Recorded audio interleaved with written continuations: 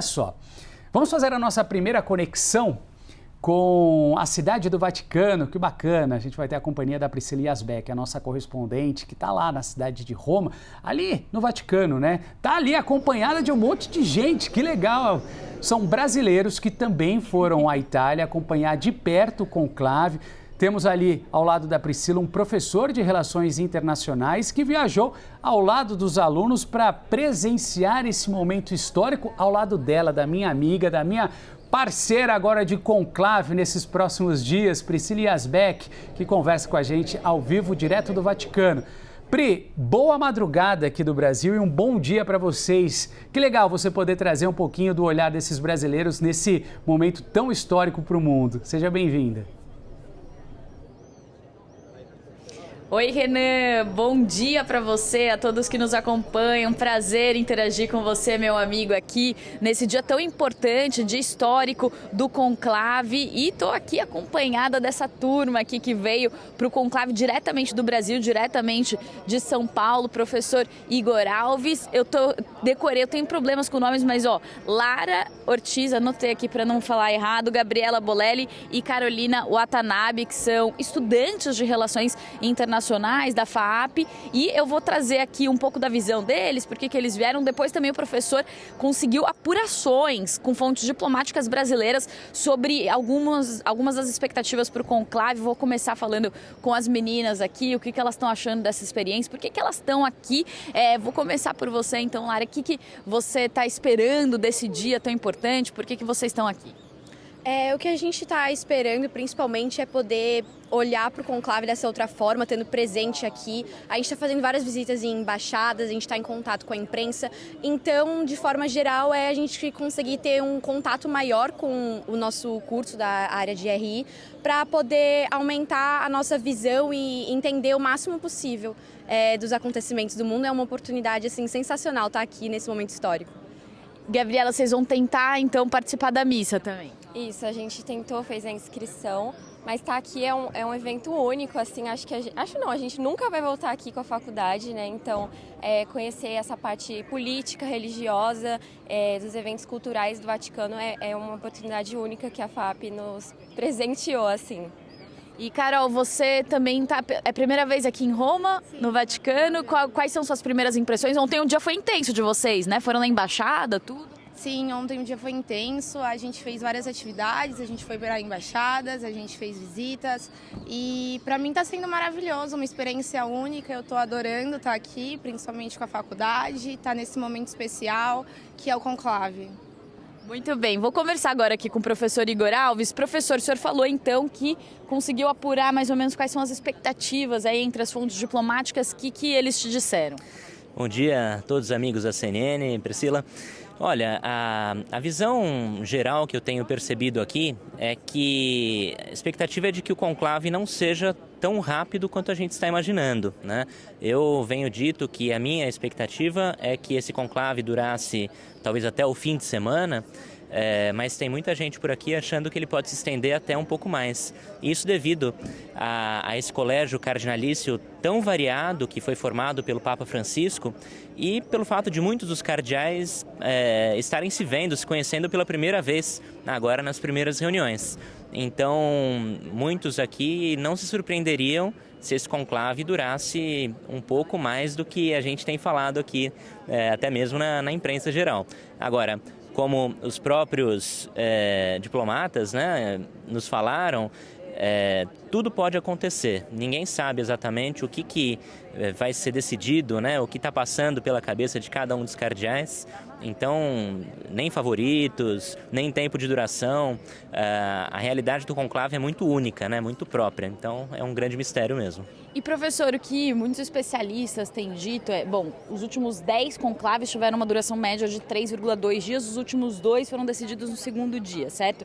E o que muitos especialistas têm dito é que o Papa Francisco, que indicou 8 em cada 10 cardeais, né, que vão participar do conclave, os cardeais, eleitores são cardeais que vêm de outras regiões, é por isso que há uma fragmentação maior, inclusive há também conversas sobre a formação de um bloco de asiáticos. É isso que torna essa disputa imprevisível, e o senhor acha que pode haver uma surpresa, então um Papa que não esteja entre os principais cotados, que são Pietro Parolin, Luiz Antônio Nagli e Pierre tem o Matteo Pizzaballa.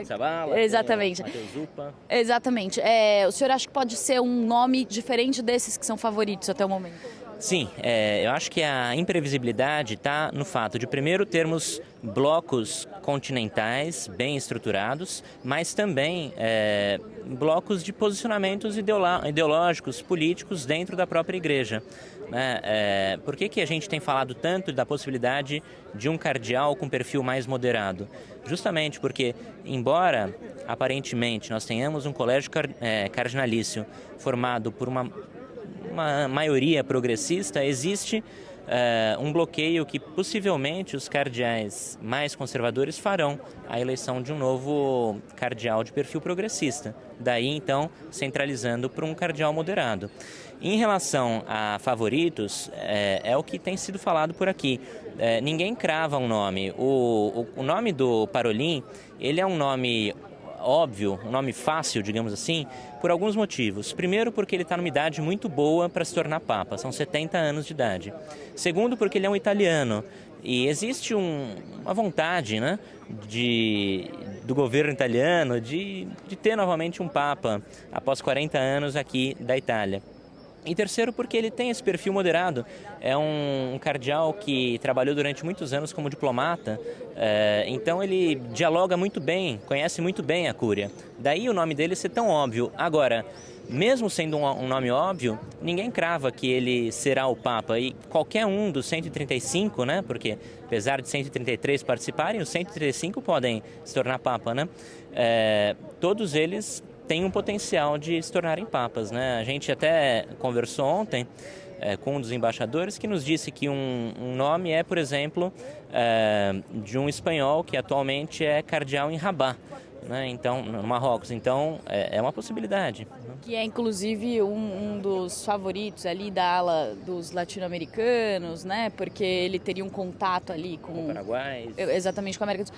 Uma outra visão, né, que eu tenho escutado muito dos especialistas é qual que vai ser o caminho que a igreja vai escolher, né? Um Papa que vai dar continuidade ao legado de Francisco, um Papa mais conservador, e uma visão que se tem é que a Igreja Católica cresce justamente em regiões mais conservadoras, por exemplo, na África, na República Democrática do Congo. Então, dentro da igreja seria, para a igreja se fortalecer nos lugares onde ela mais cresce, talvez um nome mais conservador fosse mais interessante. E um nome mais progressista seria algo, eu escutei isso de um especialista também, que um nome progressista seria um nome bom para quem é ateu, mas não para a Igreja Católica que cresce nesses locais mais conservadores.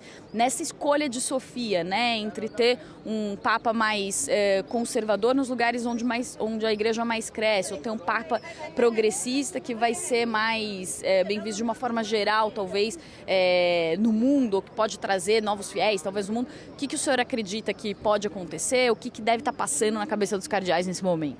Não, e tem mais um país que é a Coreia do Sul, né? Hoje em dia, a Coreia do Sul é um dos países com uma ascensão católica imensa. Agora, justamente, é uma gangorra, né? Tudo, acho que gira muito em torno do número de fiéis, né? Então, a partir do momento que se elege um Papa de viés mais progressista, claro, gera um desagrado em relação aos fiéis mais conservadores e vice-versa. Então, existe uma busca de um equilíbrio que procure agradar aí ambos os lados, para que a igreja cresça em número de fiéis justamente em ambos os lados, para que o novo Papa não espante, né, os fiéis a partir desse perfil eleito. Daí que, no meu entendimento, realmente parece que a gente vai caminhar para um Papa de perfil moderado, aquele que vai ter uma condição de dialogar com fiéis que têm uma colocação, né, em busca de uma igreja mais aberta, mais acolhedora aos diferentes grupos, mas também que seja capaz de manter a igreja dentro de certas tradições da cúria, de certas tradições, inclusive litúrgicas, para não gerar também desagrado naqueles que são mais conservadores. Nesse sentido, uma teoria que um Papa europeu, por exemplo, ele poderia representar, né, uma volta às tradições da Igreja Católica, ao mesmo tempo poderia ter uma visão ali não tão conservadora quanto alguns cardeais ali de outras regiões. Eu vou perguntar se o Renan está me ouvindo, eu não sei se vocês estão, não sei se eu perdi meu contato, Renan, mas queria saber se você tem alguma pergunta pelo estúdio aí ou se eu posso fazer mais uma pergunta por aqui. Priscila, sempre brilhante, né? Posso continuar por aqui, né? Você está me ouvindo agora, né? Olha, agradece aí o pessoal. Eu vou fazer uma pergunta. Eu ouvi o Leandro falando aqui no meu ouvido. Você está me ouvindo? Por favor. Está me ouvindo agora? Acho que agora sim. Agradece o pessoal, o Igor, as alunas. Tô e uma curiosidade muito pessoal aqui minha, né? Porque sabemos muito bem que nesse momento de formação, quanto estudante, tudo que a gente aprende, isso é levado como bagagem, né? Nós, um dia fomos também estagiários, sonhadores como jornalistas e hoje estamos aqui executando a profissão e com certeza elas como alunas também estão tendo essa oportunidade histórica. Eu imagino como é que está sendo a sensação delas caminhando por esse lugar tão emblemático que é a Piazza de São Pedro, a Praça de São Pedro, a cidade do Vaticano. Queria que você repercutisse com elas aí como é que está sendo, o que elas estão achando de tudo isso desse momento. Vamos lá, então o Renan Fiuza, nosso apresentador, estava falando que todos nós temos um momento em que somos estagiários, estudantes, né? Passamos por isso e ele perguntou para vocês o que vocês estão achando, né? De caminhar aqui por essas ruas históricas, na Praça de São Pedro, com acesso inclusive, viu Renan, que não é para todo mundo aqui a Praça de São Pedro hoje pro dia da missa, o início do conclave está fechada, mas as meninas tiveram o privilégio aqui de entrar, queria que vocês falassem um pouquinho sobre isso. Para mim é inacreditável, assim. Então, um exemplo, eu acho, prático de como isso para a gente é realmente uma oportunidade, assim, de outro mundo, foi ali na entrada que a gente estava vindo com o Igor e ele parou o policial, mostrou a credencial de imprensa e eles deixaram a gente entrar. Então, para mim, isso ter a oportunidade de chegar aqui, realmente nesse momento que, para mim, eu tenho muito interesse no conclave, é algo sensacional. Então a gente conseguia entrar aqui, ontem a gente estava falando com os embaixadores, assim, cara a cara, consegui apertar a mão deles e conversar de igual para igual, eles dão muita abertura para escutar as nossas opiniões também.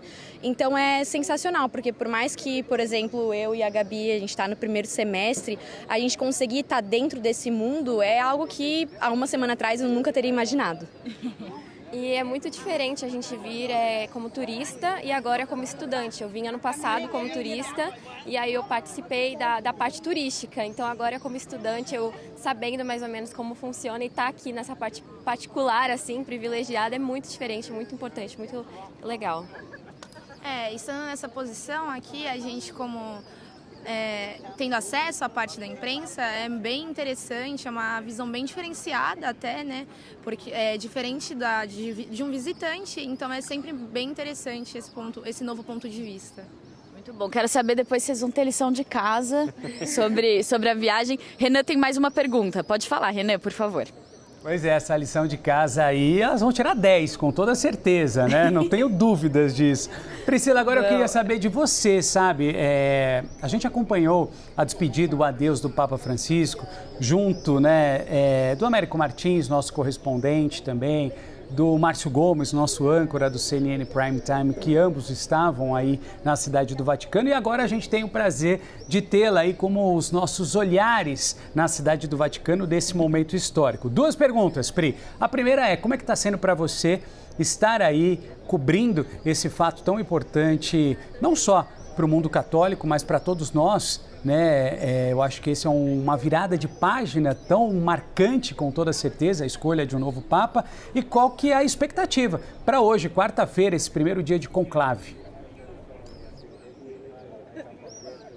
Pois é, Renan falou que vocês vão tirar 10 no trabalho, já que estão aqui, vai ser fácil conseguir nota 10. Me fez uma pergunta para mim, como que eu como jornalista, só para explicar aqui para eles que eles não estão te ouvindo, Renan. Renan, é um momento histórico, acho que a grande oportunidade de profissional, de um jornalista, né, estar aqui, encontrar, ontem mesmo eu estava passeando aqui na Praça de São Pedro, trabalhando, e de repente encontro um cardeal, aí sai correndo, Your Eminence, please, please, aí eles param, falam, então é muito legal estar num lugar onde a gente tem contato com a história, com o que está acontecendo, com o momento do fato, e Renan, uma percepção que eu tenho aqui é que a gente está fazendo uma cobertura não só para a comunidade católica, mas a gente está falando sobre a eleição da grande autoridade moral do mundo em um momento do mundo em que existem conflitos acontecendo. Ontem mesmo, durante uma das últimas congregações, que são essas reuniões que acontecem entre os cardeais, eles emitiram um boletim falando sobre a importância de chegar a um cessar-fogo, por exemplo, em Gaza. Então, a gente vem cobrindo as relações internacionais, né? Estou aqui com o professor, com as alunas desses assuntos. A gente sabe que é um momento crítico para o mundo, então, de fato, é muito importante, não só para a comunidade católica, mas para o mundo como um todo, entender quem vai ser essa nova autoridade moral que vai comentar esses assuntos, que vai dar um peso para determinados assuntos e que pode trazer visões de mundo também que podem influenciar o rumo da história. Então, realmente é algo muito importante e, principalmente, também considerando que o Papa Francisco foi um Papa reformista, foi um Papa que teve essa visão muito diplomática, essa visão também muito progressista, de conversar com o Sul Global. Há uma expectativa e uma dúvida muito grande, como o professor estava falando, sobre o que vai acontecer. Então, de fato, é um momento muito crucial e poder presenciar, estar aqui para reportar isso para vocês aí no Brasil, junto com a nossa equipe toda da CNN, é realmente um grande privilégio, Renan. Que bacana. Priscila Yazbek, o nosso olhar, a nossa correspondente lá na Cidade do Vaticano, em Roma, e que a partir de agora, a partir deste momento, você já se acostume com esta repórter, porque ela vai ser extremamente importante na nossa cobertura e vai nos ajudar a entender e trazer ali todos os detalhes de tudo que está acontecendo na Cidade do Vaticano.